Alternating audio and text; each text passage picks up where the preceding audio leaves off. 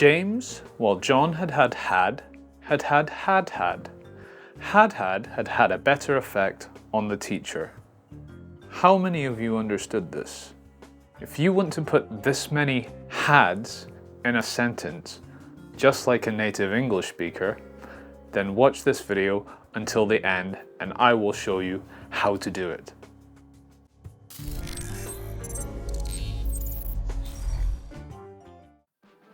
Hello, my epic English students. Tony from Zero Fear English here again. Today we're going to look at the past perfect continuous, the third conditional, the English language, something like that. I'm an English teacher. You're an English learner. What the hell am I talking about?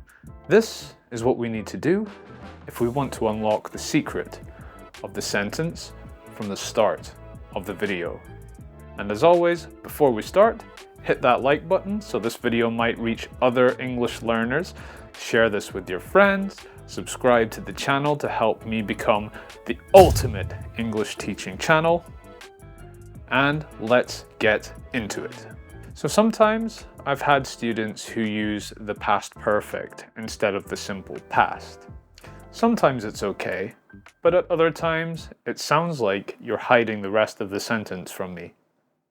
So, what did you get up to today? I had been cooking all day. You had been cooking all day and? No, that's it. As you can see, it felt like the story was incomplete. If that's what you did today and there was nothing more, you could just use the simple past and say, I was cooking all day, if the action was finished. If you were still cooking, then you could say something like, I've been cooking all day, because the action is still relevant to now. And that's because this tense is used to sequence past events. And what I mean by sequence is to tell someone which of the two actions that happened in the past happened first. We can use the word had to label the one that happened first. For example, I'd fallen asleep by the time they got home. I had fallen asleep by the time they got home. So I'm labeling the fact that I fell asleep as the first action. So I fell asleep and then they got home. You can also use it for cause and effect. So for example, because I had subscribed to Zero Fear English and watched all of Tony's videos, I became the best at English. We can also use it for hypothetical and imaginary situations. You might also hear this one called the third conditional. But try not to worry so much about the names of specific grammar points. You say this, Tony, but you're trying to teach us a grammar point and the names of the grammar points. Yeah, I know, but anyway, the example of this hypothetical and imaginary situation would be, if I had known you wanted epic English videos, I would have made them sooner. And also, if you had subscribed to my channel 5 months ago, I would have 10 million subscribers by now. Okay, you know, this is a joke, Come on guys, come on. We have fun here, And of course, you're all asking, what about the long sentence with all the hads at the start of this video, Tony? You haven't spoken about it yet. Don't worry, we'll get to that. Just bear with me. We'll get to it. Just keep watching. I'll explain it, I swear. Let's talk about hypothetical situations just for a little bit longer. We can also use this tense with words like I wish and if only. So for example, I wish I had, if only I had, and then something that perhaps you had regretted not doing or something that you wish you did in the past. So I know something that you guys wish is, I wish I had known about Zero Fear English sooner, because then I would have known about all the secrets to English. Or for an example using if only, you could say, If only I had more money, because then I could buy lots of stuff that I want but don't need. How many of you can relate? Huh? High five, high five.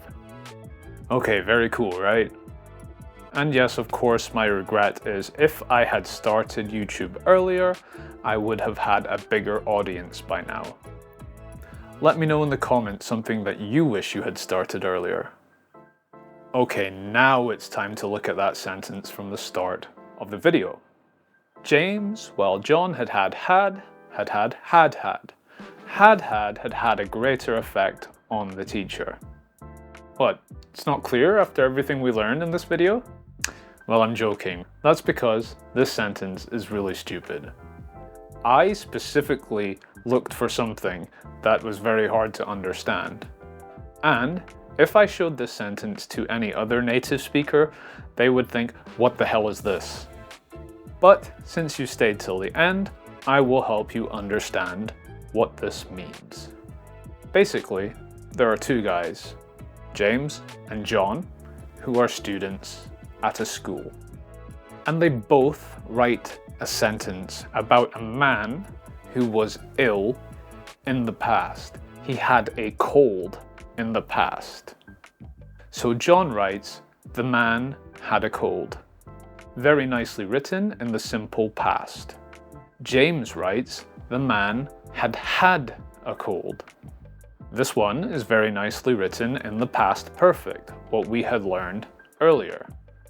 Maybe in this case it's a sequence of events. He had a cold in the past, but then he got better, so a small chunk of time defined in the past from when he was ill to when he was better.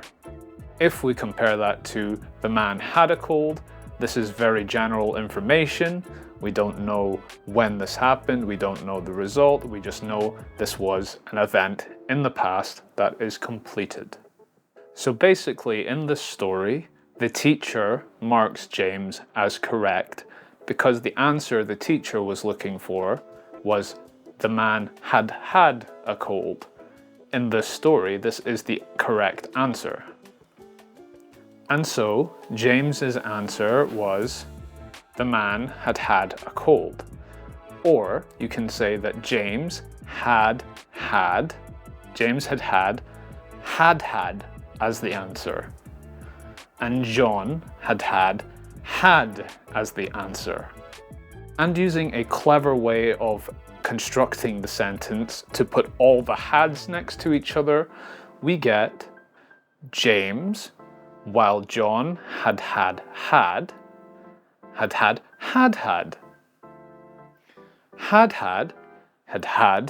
a better effect on the teacher.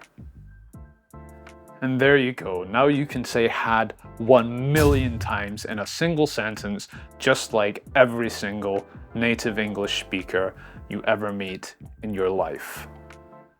Right, anyway guys, thanks for watching this video. If you enjoyed it, please hit the like button, share this video with your friends, ring the notification bell so you don't miss any future videos I upload, and subscribe to the channel to continue supporting me so I can become the ultimate English teaching channel. And with that, have a great morning, afternoon, or evening, whatever time it is where you are, and we will see you in the next video. Bye for now, guys.